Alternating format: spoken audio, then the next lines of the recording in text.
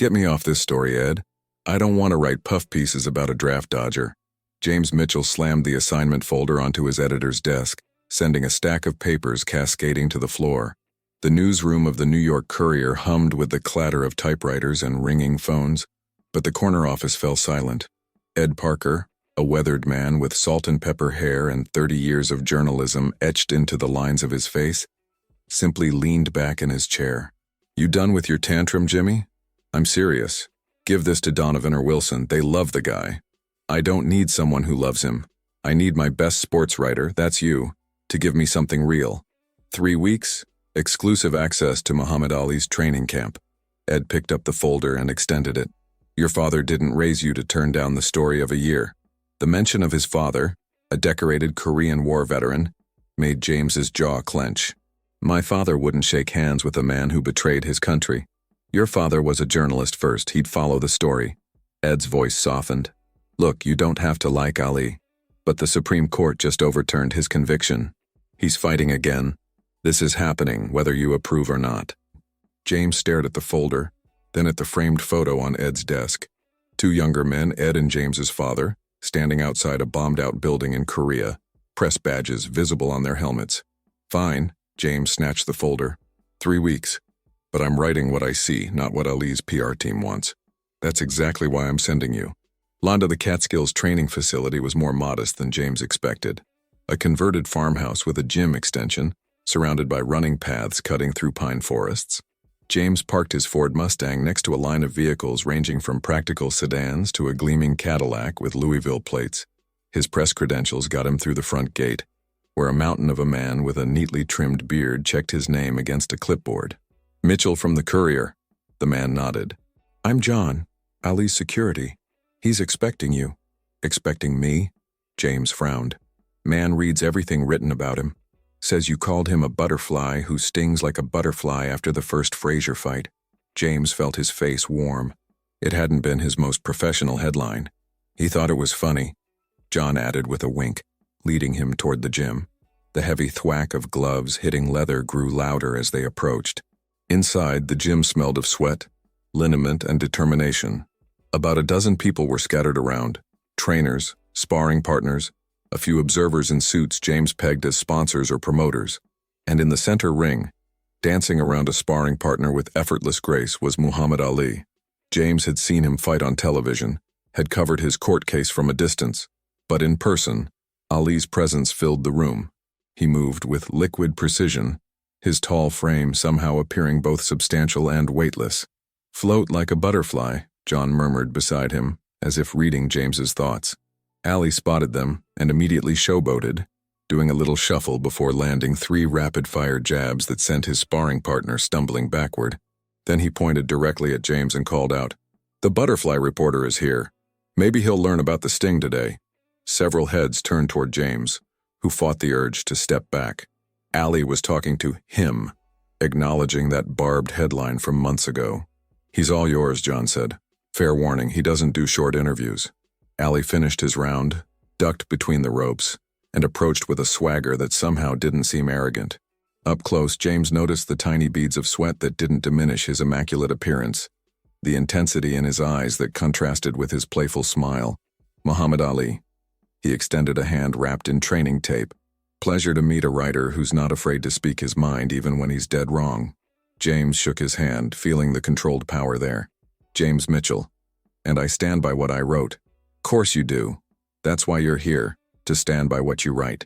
Ali's eyes, sharp and intelligent, held his. 3 weeks to get it right this time. Something in that gaze, a challenge, but also a surprising openness, caught James off guard. This wasn't the arrogant loudmouth the papers portrayed. There was a keen intelligence there and something else James couldn't immediately identify. "I'm here to write the truth," James said. "Truth," Ali repeated, reaching for a towel. "Now that's something worth fighting for. Almost as important as justice." He draped the towel around his neck. "You military, Mr. Mitchell?" "No, but my father—" "Korea, right? I read about him in your profile last year. Sounded like a good man." James blinked, surprised. "He was. Then he raised you to think for yourself, so I'm not worried." Ali clapped him on the shoulder. "Come on, writer man. You're just in time to see how champions train. As James followed Ali deeper into the gym, he couldn't shake the feeling that he'd been completely wrong-footed. He'd come prepared for a confrontation with an anti-American loudmouth. Instead, he'd found a man who'd done research on him, who acknowledged criticism without rancor, who'd paid respect to James's father. For the first time, James wondered if he might have misjudged Muhammad Ali. And if he'd misjudged him, what else had he gotten wrong? Over the next few days, James observed Ali's punishing training regimen. 5-mile runs at dawn, 12 rounds with rotating sparring partners, speed bag work that made Ali's hands blur into invisibility.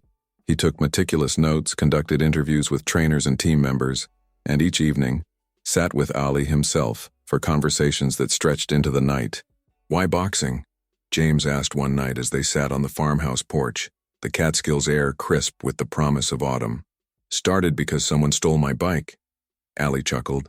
"Stayed because I found something I was born to do." He looked at James. "You ever feel that? Finding the thing you're meant for?" James thought about the first big story he'd broken.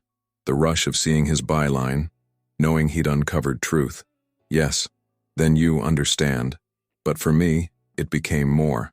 A platform." Ali's voice grew serious. "A poor black kid from Louisville getting heard around the world. That's power, that's responsibility. Is that why you refused the draft? To use your platform?" Ali didn't answer immediately, looking out at the darkened training grounds. "I refused because I couldn't square killing with my faith. Not for a war I didn't believe in." He turned to James. "Your dad volunteered, right? He believed in his war." "He did. I respect that. Man follows his conscience." Ali's eyes held his. "That's all I did too." James wanted to argue, to defend the position he'd held so firmly, but something stopped him. Perhaps it was the sincerity in Ali's voice, or the growing realization that the man before him was far more complex than the caricature James had imagined. As the first week bled into the second, James found himself setting aside time each evening to call his editor with updates. Tonight he used the payphone near the kitchen as Ali finished a late meal with his trainers. "He's not what I expected, Ed. That's good journalism, when the story surprises you. He quoted Thoreau yesterday. We discussed foreign policy." Ed chuckled. "Sounds like somebody's becoming a fan." "I'm maintaining objectivity," James insisted, watching through the doorway as Ali laughed with his sparring partners, sharing food from his own plate with the youngest of them. "But I'm seeing why people are drawn to him." "That's the story then, the man behind the headlines." After hanging up, James walked back toward the dining room, pausing when he heard his name. "Mitchell's all right," Ali was saying, coming around slowly. "Still got that look, though." "What look?" asked one of the trainers. "The I'm waiting for you to mess up look. Man's carrying his daddy's war on his shoulders." James stepped back, feeling as though he'd been caught eavesdropping on his own character assessment. Was Ali right?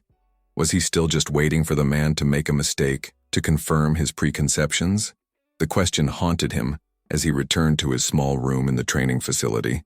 On his desk lay his notes, pages and pages documenting Ali's physical prowess, his wit, his surprising intellect. But had he truly captured the man? James sat at his typewriter, fingers hovering over the keys, when a commotion erupted from the direction of the gym. Shouts, then urgent voices. Something was wrong. He grabbed his notepad and hurried toward the noise, journalist instincts kicking in. Inside the gym, a small crowd had gathered around the ring. James pushed his way forward just as someone shouted for a doctor. In the ring, a young sparring partner lay on the canvas, Ali kneeling beside him. Blood trickled from the fallen boxer's nose, his eyes unfocused. "What happened?" James asked the trainer beside him. "Kid wanted extra rounds. Thought he could impress the champ by going hard." Ali caught him with a counter he never saw coming. James watched as Ali cradled the young man's head, speaking to him softly. The injured boxer's lips moved in response, though James couldn't hear the words. Then Ali stood and called out, "Someone get Doc Peterson here now and bring my car around." The urgency in his voice sent people scrambling. James found himself moving forward, notebook forgotten. "Can I help?" he asked. Ali gave him a sharp look, then nodded. "You're with me, we're taking him to the hospital." 20 minutes later, James sat in the back of Ali's Cadillac as they sped down dark country roads. The injured boxer, Kevin, James had learned, lying across the seat with his head in Ali's lap. The young man was conscious, but dazed, repeating, "I'm sorry, champ, I'm sorry." "Nothing to be sorry for," Ali kept saying. You showed heart. Now be quiet and rest. At the small regional hospital, Ali carried Kevin inside himself, refusing the offered gurney. James watched as the heavyweight champion of the world paced the waiting room while doctors examined the young boxer, his face etched with concern. He has a family? James asked quietly. Mother in Philadelphia. Father passed last year. Ali rubbed his face. He's just 19, trying to make money for his siblings. James thought about the Ali he'd expected to meet, the boastful, self-centered celebrity, and the man before him now, sick with worry over a sparring partner. He'll be okay, James offered. He better be, Ali said, and for the first time since James had arrived at the camp, the champion looked vulnerable. I'm supposed to hurt opponents in the ring, not my own people. When the doctor finally emerged, his news was good. A concussion but no serious brain injury. Kevin would need rest, but he'd recover fully. The relief on Ali's face was palpable. Can I see him? Ali asked. Briefly, he's asking for you. James waited outside the examination room, but the door hadn't fully closed. He could hear Kevin's voice thick with medication and emotion. Please, champ, don't send me home. I need this job. My family needs the money. You got your bell rung good, Kevin. I can handle it. Please, I'm begging you, don't cut me from the team. There was a long pause, and James found himself holding his breath.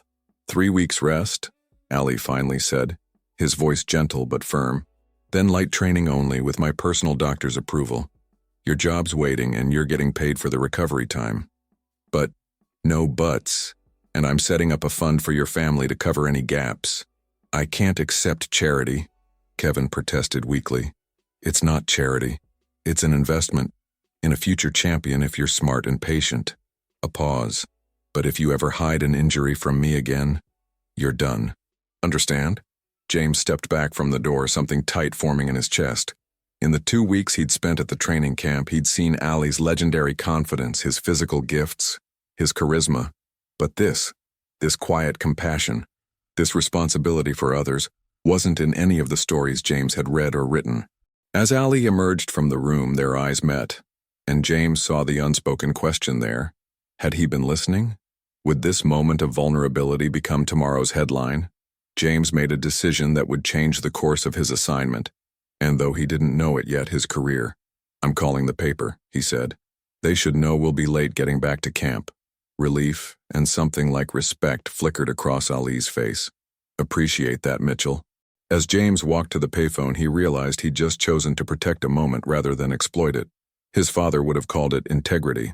James wondered if perhaps it was something simpler, humanity recognizing humanity. Either way, the story he'd come to write was transforming sentence by sentence into something he never expected. The days following the hospital incident changed something fundamental between James and Ali. The careful dance of journalist and subject gave way to something closer to mutual respect. Ali still performed for the cameras and notebook, still proclaimed his greatness to anyone who would listen, but there were moments. Sharing coffee at dawn before the morning run, discussing books in the quiet of the gym after others had left, when James glimpsed the man behind the legend. Why do you do it? James asked one afternoon as they watched sparring partners work the heavy bags. The poetry, the predictions, all the talk? Ali smiled. You ever watch boxing before me? Some. My father took me to matches sometimes. Then you remember how it was. 2 men, usually black, beating each other silent while rich white men watched from ringside. Ali's eyes never left the training boxers. I changed that game. Made them listen to a black man's voice. Made them remember my name, not just my fights. James nodded slowly. Marketing. Survival, Ali corrected. And revolution. Just a different kind of fight. On James's final night at the training camp, Ali organized a small gathering. Not the raucous party James might have expected, but an intimate dinner with the core team. James found himself seated next to Bundini Brown, Ali's assistant trainer and spiritual advisor, whose colorful commentary had provided some of James's best quotes. So, writer man, Bundini leaned in. You got what you came for? James considered the question. Not what I came for. Something better, I think. Bundini smiled knowingly. That's his gift. Man changes the questions you're asking. After dinner, Ali pulled James aside, leading him to the gym that had become so familiar over the past 3 weeks. The space was empty now, the equipment silent but somehow still alive with potential energy. "Your story comes out next week?" Allie asked, leaning against the ring apron. "Sunday edition. Front of the sports section." Allie nodded. "You've been fair, Mitchell." "Fairer than I expected given that first headline." "I came with assumptions," James admitted. "They were wrong. Most people's are. One way or another." Allie studied him. "What's the headline this time?" James had been considering this very question for days. "I was thinking, 'The Man Behind the Muhammad.' Not bad." Allie chuckled. "Bit obvious, though. Got a better suggestion?" "Nah. It's your story to tell now." Allie extended his hand. "Just make it true." As they shook hands, James realized something had shifted in him over these 3 weeks. He'd come to find flaws in a man he'd judged from afar. Instead, he'd found a complex human being. Flawed, yes, but also principled, compassionate, and far more intelligent than the public persona suggested. "One last question," James said. "Off the record." Allie raised an eyebrow. "Shoot. Do you ever get tired of being Muhammad Ali?" The champion was quiet for a long moment, looking around the empty gym. "Sometimes I miss being Cassius from Louisville," he finally said. "Just a kid who could fight good. But this," he gestured to the space around them, to the larger world beyond. "This is bigger than me now. Belongs to people who need it." "Need what?" "Hope. Proof that you can be exactly who you are. Black, proud, Muslim, whatever. And still stand tall." Allie's voice grew soft. "Even when they try to take everything from you." James nodded, understanding for the first time the weight this man carried, not just for himself, but for millions who saw in him a kind of possibility. "Thank you," James said simply. "For the interview? For changing my mind." Allie smiled. A genuine smile without performance or bravado. "That's the real victory, Mitchell. Always." As James drove away from the training camp the next morning, the sun rising over the Catskills, he mentally composed the opening lines of his article. Not an expose of a controversial figure, as he'd initially planned, but a portrait of a man whose complexity and courage deserved to be understood, not merely judged. He thought about the moment in the hospital, about Kevin begging to keep his job, about Ali's compassion and responsibility. He thought about the quiet conversations in the public persona, about the gap between the man he'd expected to meet and the one he'd come to know. The editor had sent him to write the story of the year. James suspected he might have found the story of his career instead. 4 months later, James stood in a packed Madison Square Garden, press credentials hanging around his neck, watching Muhammad Ali enter the ring for his comeback fight against Joe Frazier. The crowd roared, some in support, others in opposition, but all bearing witness to a moment in history. James felt someone clap him on the shoulder and turned to find Ed Parker beside him, the editor's face alight with excitement. "Hell of a night," Ed shouted over the noise. "Hell of a story," James agreed. "Speaking of which," Ed handed him a folded newspaper clipping. "This came to the office for you." James unfolded it to find his Ali profile from months earlier, the one that had earned him a Pulitzer nomination and offers from major publications across the country. Across the top, in a familiar handwriting, were the words, "You made it true. Thank you, Muhammad Ali." James carefully tucked the clipping into his jacket pocket, close to his heart as the bell rang for round 1. Whatever happened in the ring tonight would become tomorrow's headline. But James knew the real story, the one about mercy, responsibility, and the courage to change one's mind, had already been told. And in the telling, 2 men, a boxer and a writer, had found an unexpected truth, that sometimes the greatest victories happen far from the spotlight, in moments of compassion that leave the world silent with wonder. If you made it this far, and felt every word, won't you leave without subscribing? I tell these stories with my heart in my hand to reach people like you, who feel, who get emotional, who live. If this truly touched you, give back, comment, subscribe. Come be part of this family with me until the next video.